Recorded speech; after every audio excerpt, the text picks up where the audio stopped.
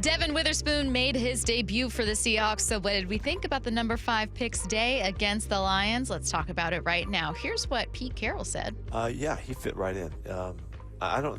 Nothing really jumped out in particular, but I know who he is now. We've been around him enough, and he has something to add. He's a feisty, ferocious football player, and that's why he is what he is, and that's why he's so special to us.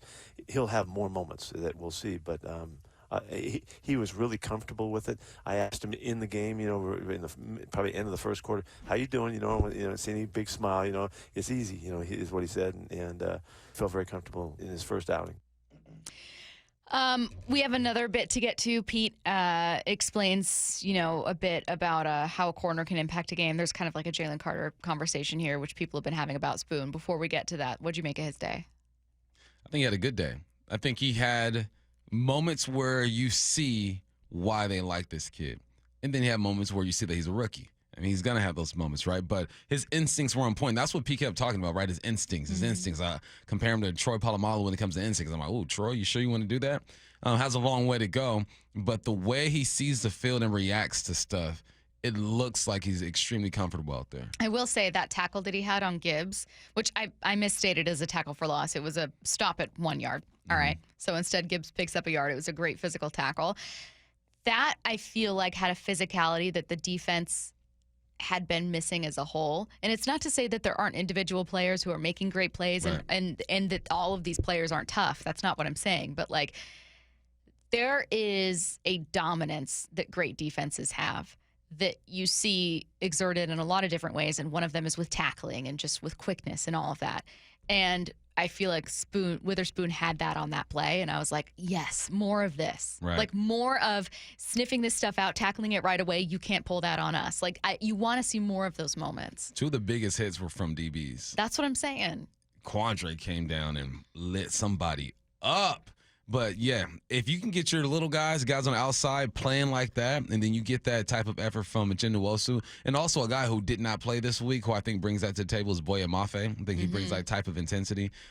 You see the ingredients for a really good defense, right? You just got to mix it up, and put it in the oven and bake that thing. Yeah, exactly. I was going to say like an easy bake oven, but at no point does it go in the oven. It goes into a little tiny heated lamp. Heated lamp. I used to, me and my cousin used to cook up some brownies in the Easy Bake Oven.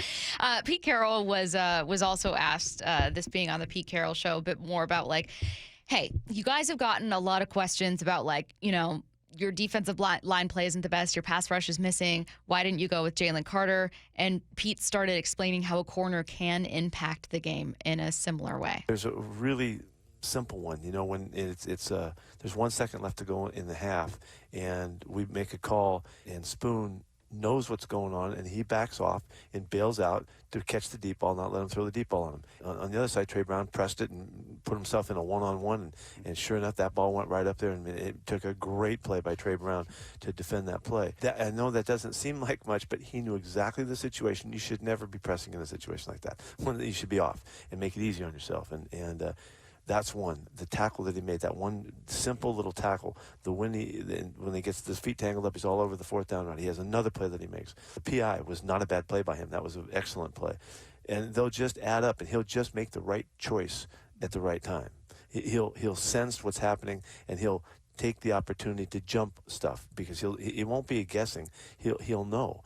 And it's that level of awareness that separates guys. Basically, Pete saying, look, just because he's not getting after the quarterback in the way that a defensive end is or a defensive tackle is, doesn't mean that he's not impacting the game for the quarterback. This is exactly why we drafted him. And he points out his awareness of the situation. I think that comes with when he starts to describe his instincts too, right? He goes, look, he knows in that situation I shouldn't be pressing, right? And I'm going to bail. And what that does to a quarterback too is you look over one, all right, he's pressed. You come back and double check. Okay, now he's bailing. So now he's starting to think, okay, what are they in? Are they in a 3 or 4 man? What are they doing? That's part of just being a football player. Every now and then you have what your assignment is and what it looks like on paper. But then you get into the game and you make those little subtle adjustments according to what you've seen prior to this play and the situation itself, the down and distance or whatnot. Those are what football players do. You can put anybody out there and they can run your defense or your offense. But can they do it with a savviness and make those type of adjustments on their own without being coached up to do it? Those are when you see the real football players come out.